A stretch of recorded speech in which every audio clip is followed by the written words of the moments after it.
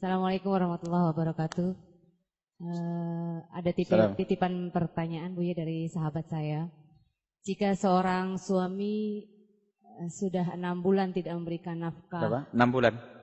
Ya? 6 bulan? Iya, 6 bulan tidak memberikan nafkah batin. Tapi ya lahirnya masih karena di situ tempat prakteknya istrinya membantu gitu karena suaminya seorang mantri. Bagaimana sikap seorang istri sebaiknya? Sedangkan diajak bicara pun sudah tidak mau gitu. Diajak sudah komunikasi susah, ya mau. sulit ya. Jadi sikap. Sebentar. Ya, suaminya masih kumpul? Ya. Kumpul masih dengan istrinya? Kalau praktek maksudnya saja. Kumpul satu tempat? Tidak satu rumah gitu.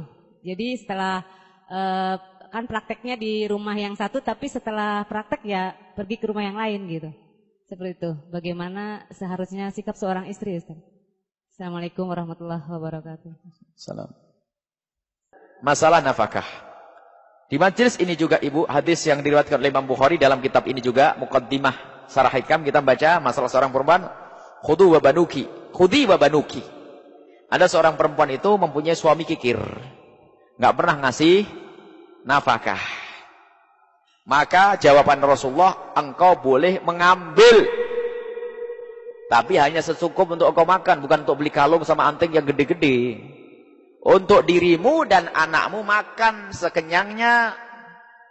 Bukan wah kesempatan oleh Nabi Muhammad boleh mencuri 5 juta, 2 juta, 3 juta. Wah ini haram. Jadi Anda boleh mengambil tanpa izin untuk keperluan makanmu saja. Dan keperluan bajumu untuk menutup auratmu saja.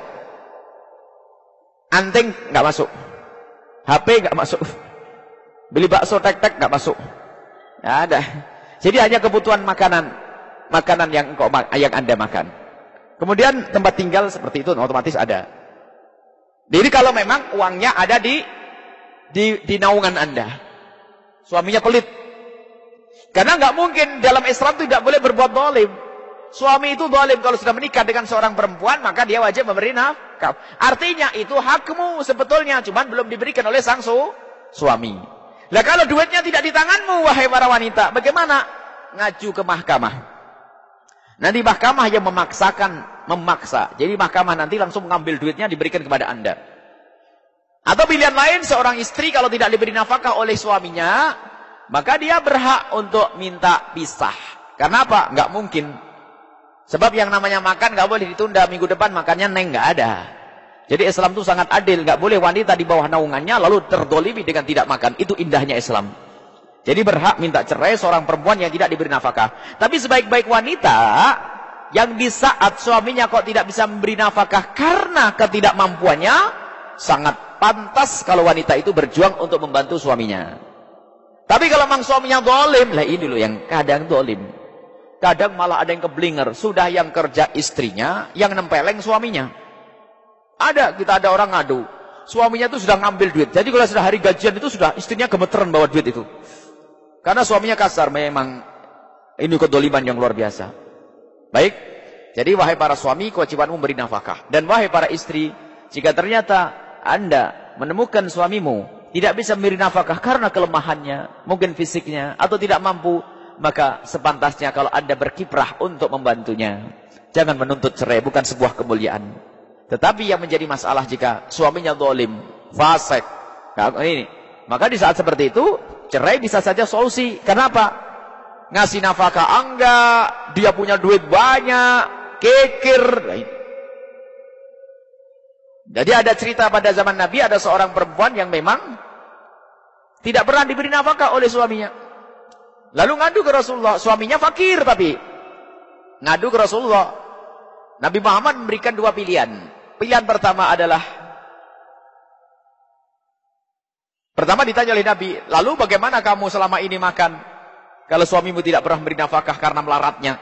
Wanita itu menjawab, kalau aku masih bisa makan dari sisa-sisa peninggalan orang tua saya. Saya punya kebun kurma, tapi masak setiap hari saya nombokin ya Rasulullah ini. Nombokin terus setiap hari. Jadi kesel mungkin dia. Makanya dia oleh Rasulullah ada 2 pilihan. Yang pertama, kamu minta cerai. Pikir-pikir sudah punya anak banyak, masa minta cerai ya Rasulullah? Saya sudah cinta juga kan macam gitu sama suaminya. Cuman saya kesel kadang-kadang suami saya nggak punya rezeki. Baik, Rasulullah menjawab, kamu berhak minta cerai. Rupanya berat. Ada pilihan lain ya Rasulullah. Ada pilihan yang kedua, kamu yang memberi nafkah untuk suami dan anak-anakmu, maka di saat itu engkau mendapatkan 3 kemuliaan. Yang pertama, kemuliaan sedekah secara utuh. Yang kedua, kemuliaan memuliakan suami dan anak-anak. Yang ketiga adalah kemuliaan silaturahmi dengan rezeki tadi diberikan kepada anak dan suaminya. Maka wanita itu menjawab, ya Rasulullah, saya tidak mau cerai, saya pengen mulia, biar saya ngasih nafkah. Sampai ada yang mendengar itu dari kaum ibu-ibu, tiba-tiba berbisik, Bu, pada berdoa ibu-ibu itu, ya Allah, semoga suamiku melarat-melarat, biar yang kaya saya saja ya. Biar saya dapat pahala banyak ya. Istrinya yang ngasih nafkah nanti, suaminya biar nggak usah ngasih nafkah ya. Ya silahkan ibu doa begitu juga boleh kok. Cuman kalau saya seorang perempuan doanya nggak begitu, Bu. Saya tidak pernah mau doa ya Allah berikan saya kerjaan, enggak banget.